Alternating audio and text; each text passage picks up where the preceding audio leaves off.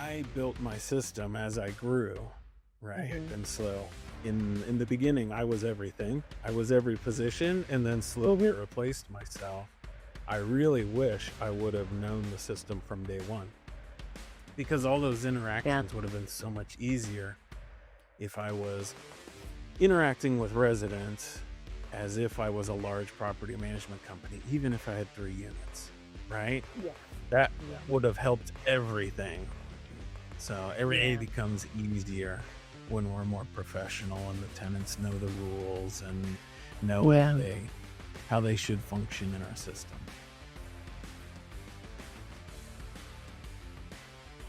welcome back to the Peep Podcast, guys, where we discuss all the latest in REI tech, trends, and inspo. My name's MJ. I'm going to be your host, and I'm very excited to welcome Chad Harris to the show today. So, Chad, thank you, man. How are you? Hey, glad to be here, MJ. Thanks for having me. Of course, of course. So, for those of you who don't know Chad, you're going to get well acquainted with him in the next few.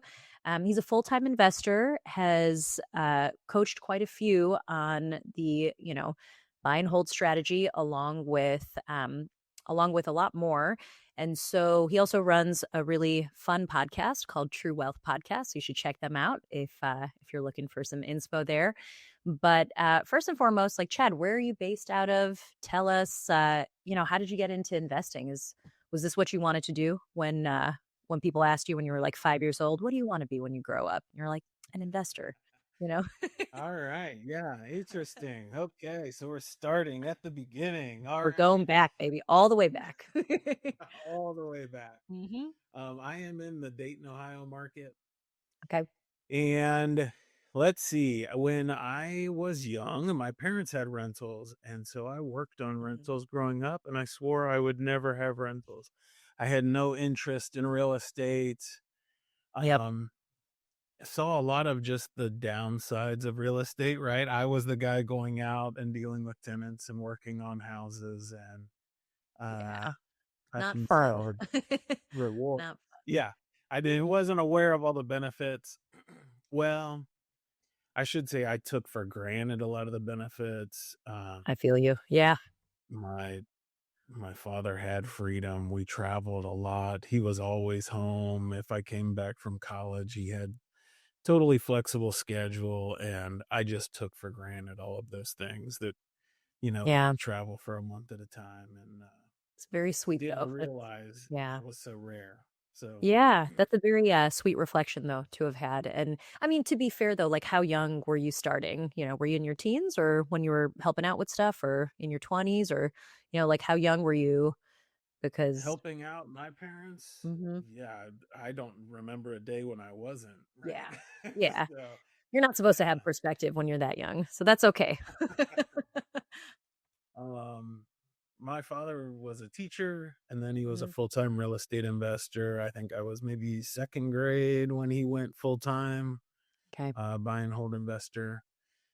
So I was always, in the evenings or weekends hanging out at some rental property that was needing fixed up. And Yep. you Yep. know, if I could contribute, I could. If not, I was just there, right? I was, Yeah. I um, feel you. I had a similar upbringing, and I remember going to open houses when I was really little with my dad, who was a civil engineer, and then left that and built an investing career on the side, buy and hold primarily. But I remember going to the open houses, and he would scout the property, and I would eat the snacks because back then you still had cookies and all the good stuff. So I would set up camp in the kitchen, look cute, and then he would go, do what he had to do. nice. Um, I like it. yeah, it's special though. It is special, and you do take it for granted. When you're younger, you don't Yeah. quite realize um, the flexibility, the freedom, and just the FaceTime that you get with your folks, which is Oh, rare. completely. Special.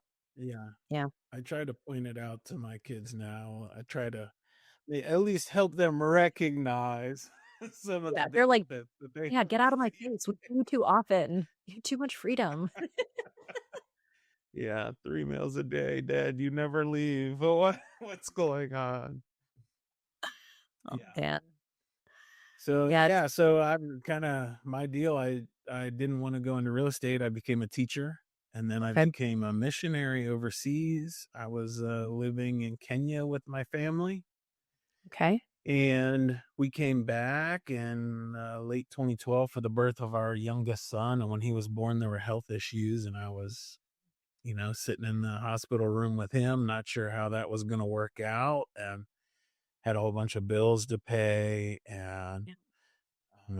we couldn't return to Kenya just because of his health issues and his ongoing care. And I didn't have a house, for my family to stay in. I didn't have a vehicle to drive us around. It was all provided by supporters, and it was one of those like very low, miserable moments where I need to be a better provider, um, and just felt like my family deserved more. And I knew, at that stage, I was what, late 30s.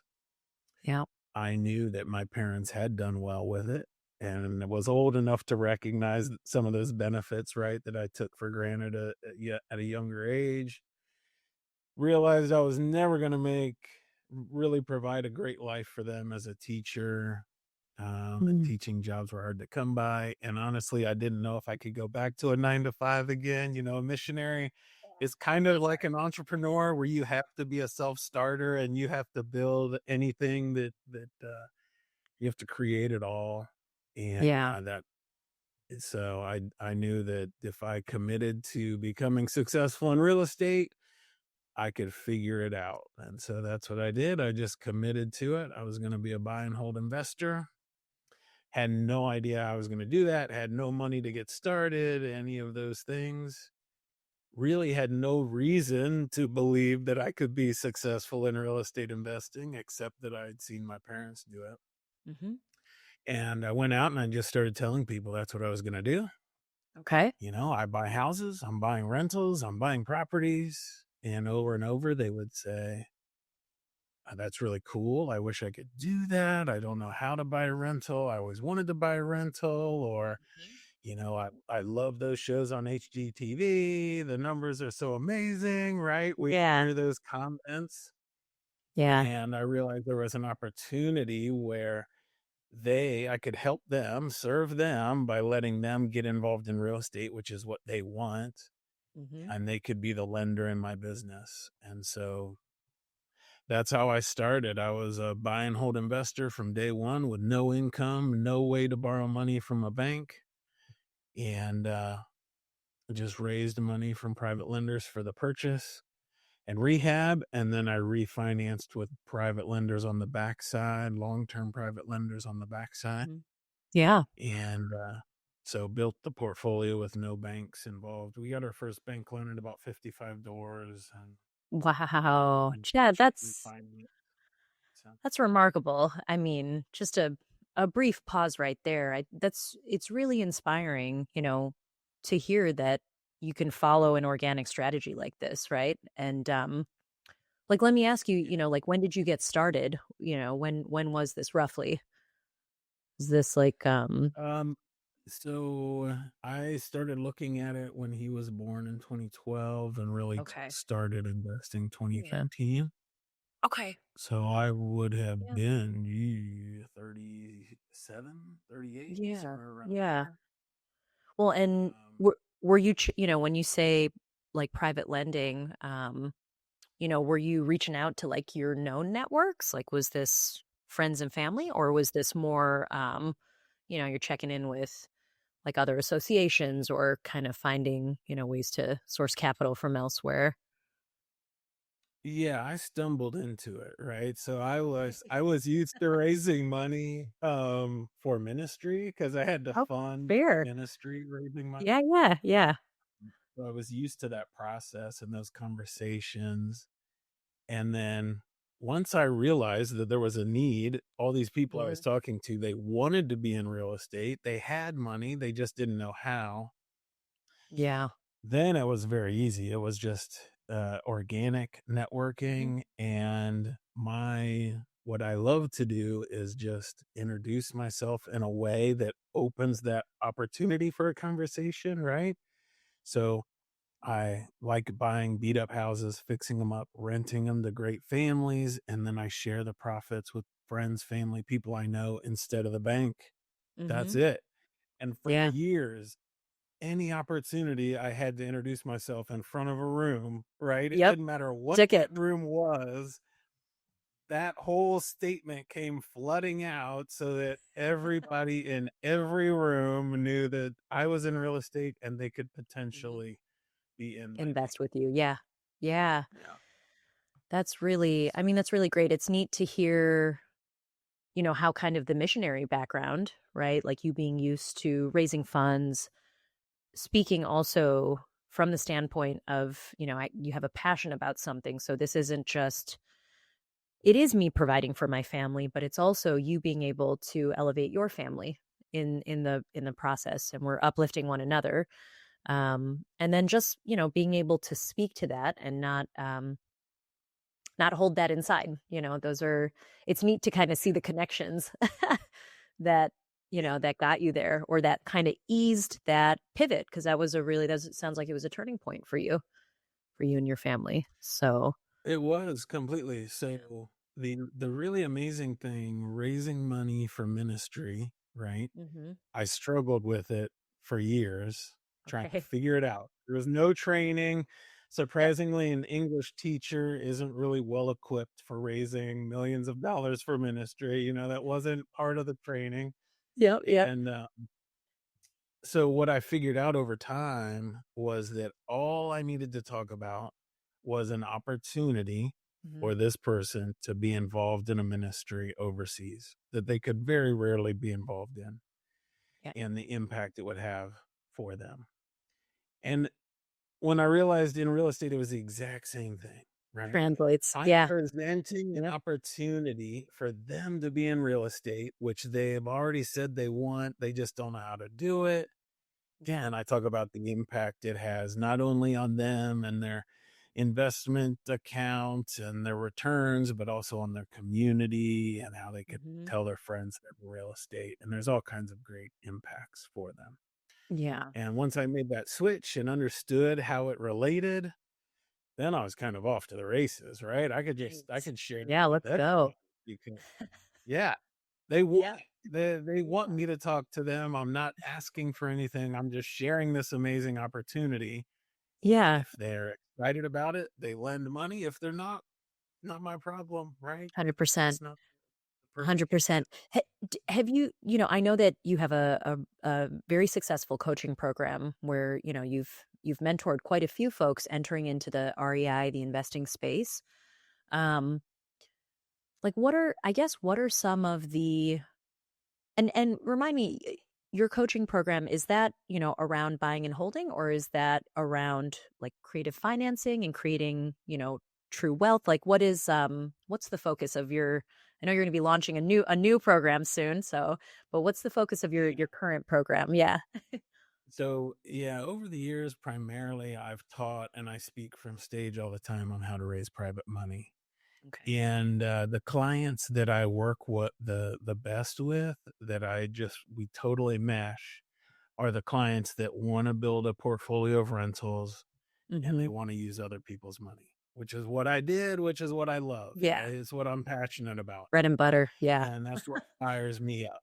So, yeah, so I have a new program. I've been doing it one on one. Now we're doing a group model where I'm going to work with the group on how to assess deals, how to buy deals at 70% of the value using other people's money. So you create instant equity, cash flow, build wealth over time, which is really what people get into real estate for, right? They Mhm. want to create wealth. They recognize there's an opportunity there to really change their life and change generations.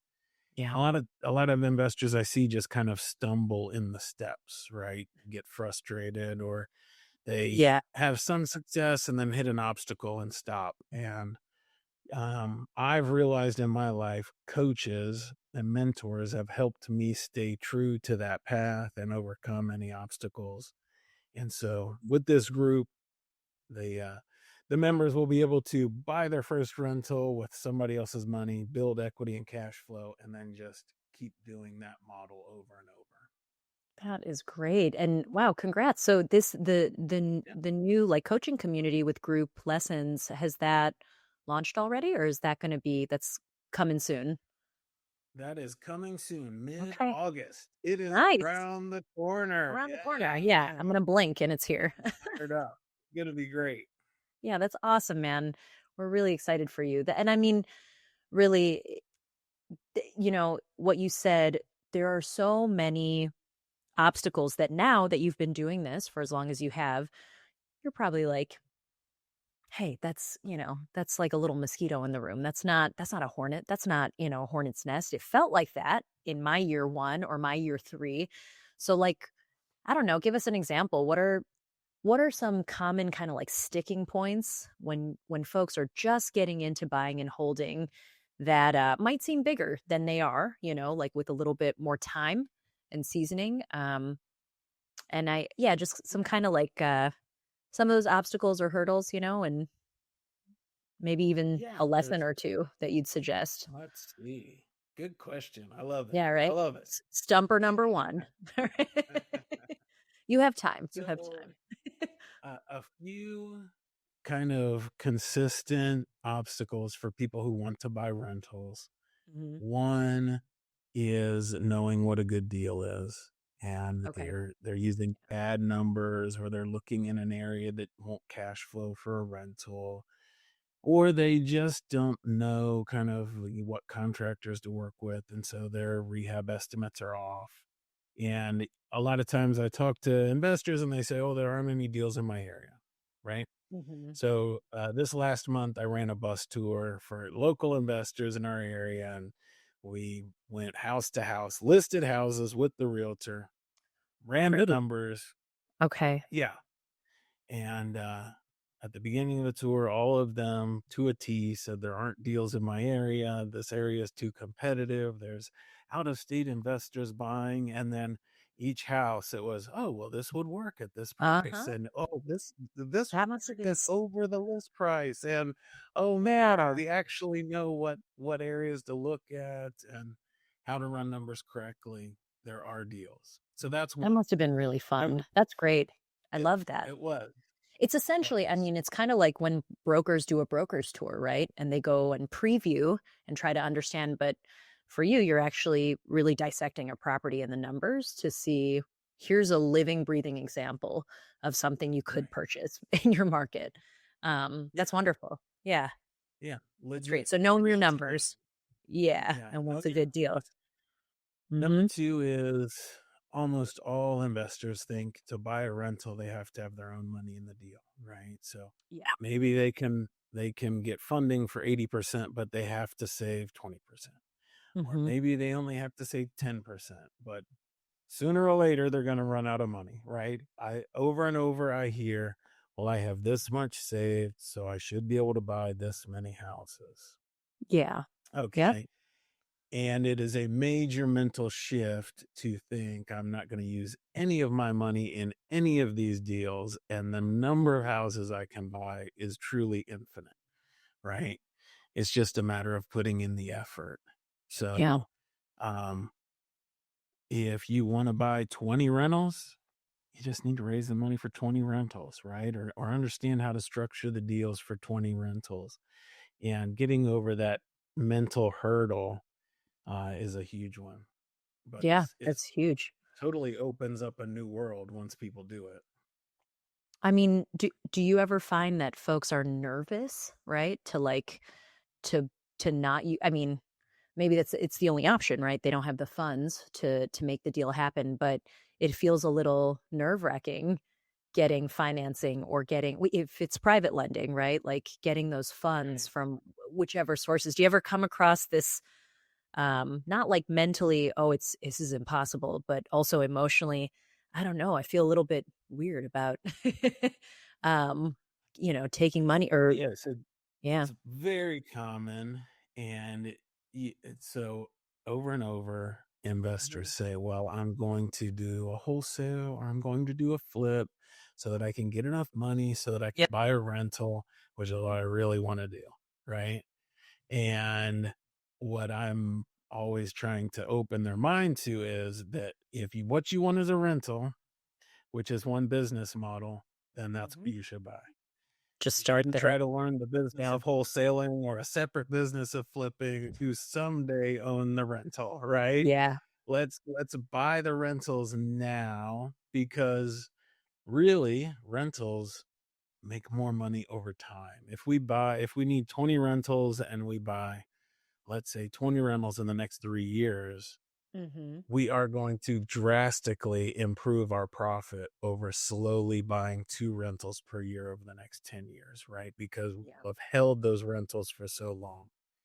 And so it's more just getting over that mental hurdle of we're going to use other people's money and Yeah. structure the deals creatively to get hold of the asset, and then our cash flow and equity are just going to go up over time. Over Yeah. time we win. Mhm. Yeah. No, I think those are great. That those likely are the 2 biggest things, right? Finding a good Right. deal, knowing how to Yeah, assess what a good deal is, how to right? know what a good deal is, Yeah, how to betting fund a good deal and how to fund it. with other Yeah. people's money. And Yeah. probably the third one, a super quick one, would be Yeah, go for it. how to manage a rental property, right? Well, that So, you what happens beat me when to the my next tenant doesn't question, Chad. pay? What happens when that tenant doesn't pay? How do you get a good tenant? Yeah. Turning what is for any new landlord, every little interaction is stressful. And then once you have a management system, you just follow the system, right? Mhm. How do you handle an eviction? You give it to the attorney and you pay the attorney. That's how you handle the Mhm. eviction. That's it. Yeah. It's an email. Yeah. So, It becomes more transactional, especially because you also start to I mean, you get more seasoned, you hear the complaints for a longer amount of time, and you likely increase your portfolio as well. So you just don't have as much mental capacity and space for that same tenant issue. You're like, well, you know, I'm going to handle it like you said with the right systems and processes. So, um right. and it's And in cool to hear you. reality, Yeah, go ahead. it like I built my system as I grew, right? Mhm. And slow. In the beginning, I was everything. I was every position and then slowly replaced myself. I really wish I would have known the system from day one because all those Yeah. interactions would have been so much easier if I was interacting with residents as if I was a large property management company, even if I had 3 units, right? Yeah. That Yeah. would have helped everything. So everything Yeah. becomes easier when we're more professional and the tenants know the rules and know Yeah. how they should function in our system. Well, so like on that note, what would you recommend to someone who's, getting into this investment strategy? Let's say like what is the right amount or the minimum of units or doors for someone to be managing, for them to really think about, I don't need to manage this anymore. I think I can hire a third party, management company. I assume that, at your level you're operating with that in place. Correct me if I'm wrong, but what's that like kind of threshold, right? Okay, perfect question. So, yeah, so what I did was I built my own management company and had staff and contractors, and they were overseeing everything. And then I got this bright idea because I was still interacting with contractors regularly. Okay. I thought I should just hire another management company, right? Totally independent management company, Okay. and let them do what they do best. And that does work for some people. And there are management companies that works great with. And Mhm. I picked one that was investor friendly, and the first 3 months were amazing. Okay. And because I was out, I was retired, right? And all I had to do was check in with them Yeah, yeah. occasionally. And then the next 6 months were brutal. And I lost more money than I ever want to think about. Okay. Because they had Huh. turnover of employees and changed how they were billing. And then I had turnover of tenants, and they were Yeah. billing the turns at 3 times the rate. And all of a sudden, I was spending more time managing the management company than just Yeah. managing the assets. Yeah. So, what I do now and what my clients do is we build a small management company, Mhm. part-time contractors who handle everything. So Okay. it's one client I have, he has an assistant, a VA who's local to our area but works virtually. She manages all of his tenants. She assigns work orders. He just checks in with her every couple days, right? Yeah. It Yep. costs him less than the cash flow from one rental to pay for her. She's Yep. thrilled because she has work that is on her schedule and around the other things that she has going on. Perfect scenario, Yeah, that's great. and that's what I do on a larger scale. So you're saying, yeah, it's important either you really have to choose the right management company for whatever your business needs are and how you operate, uh, and or there's value to kind of keeping management a little bit lean. Am I hearing that correct? Like a lean system that can kind of, Right. shift as needed and So yeah. if you hire a management company, you have to have certain metrics to manage them, right? Yeah. And I was way too trusting in that they're professionals. Can't sign out. Job? No, Yeah. that doesn't work. And it's much simpler if we have a good management system to just Mhm. hire people to do it in house. And Yeah. it's more personal for us. It's more personal with our residents. Our residents are happier, contractors are happier, Mhm. everybody's happier, and we have more control. Yeah. And I mean, ultimately, you have a pulse on what's going on, right? These are your properties. And so it is helpful to just to know things. You're essentially cutting out, too many middlemen, right? And by retaining, and it allows you to retain some more agency, like you said, or control. Well, it's funny because one of the things you mentioned just now, I think you said you ended up managing your management system, right? Um, it's kind of funny in what we do over here at Pete. I often talk to investors where they will talk about their CRM system, right, which is supposed to be managing their deals and their business, and automating it, right, freeing up basically their time so they can think about other things. But they are often managing their CRM, so they're managing their management system as well. um, and yeah, I think, like for us here, we love metrics, we love data, we like systems, and it's just important, like you said, to have good systems from day one. There's like a number of I don't know if some of the folks that, you speak with, Chad, they say like, "Hey, I'm not big enough yet to warrant, this." And I get it on the spend side, like, "Hey, if you can't you gotta get to a certain point where you feel comfortable investing in systems." But I do find, sometimes folks wait. They wait a little too long, right? And then they're like, "Ah, it's too hard to even think about a change, but I need it." But, so I think Completely. it's interesting to hear you talk about managing your management system, and you want your management system to just work for you so you're not holding its hand, right? Um Yeah, and I think it's the same thing, like, with your CRM, Mhm, okay, if somebody thinks about the dollar amount and they look at the cost of a CRM, a good CRM, like Pete, mhm. and say, "Oh, well, that's an expense," right? Well, then you're always gonna wanna cut expenses. Yeah, But if it's an investment, if I'm sure. investing in this, right, and I'm getting a return either in more deals or more time or Mhm, the peace of mind when I'm at home with my family in the evening, mhm. then that is the lowest cost investment you can make, right, Yeah. for what you get. So systems for me, when I started, I wanted to always invest in systems for scale. I always went to Mhm. scale and knew that that's what I had to have. Yeah. And then as I got bigger, I wanted to invest in systems for freedom, right? I didn't want to necessarily get bigger. I just wanted my time. I just want to do whatever I want.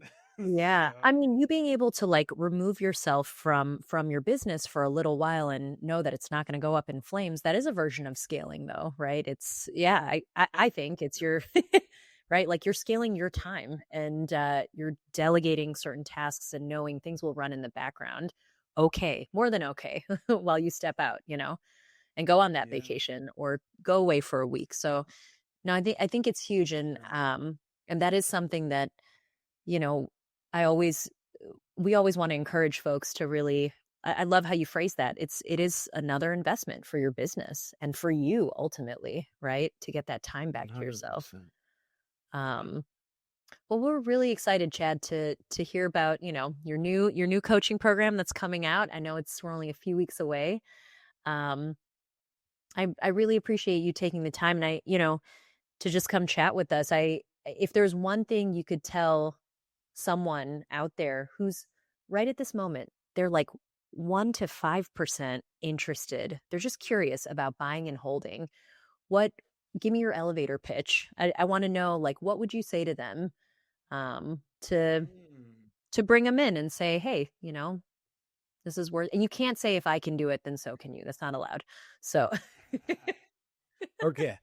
I would say, real quick, I would say that if you want freedom, if you want to create wealth, then 100% real estate is the way to do it, and buying and holding is the way to do it.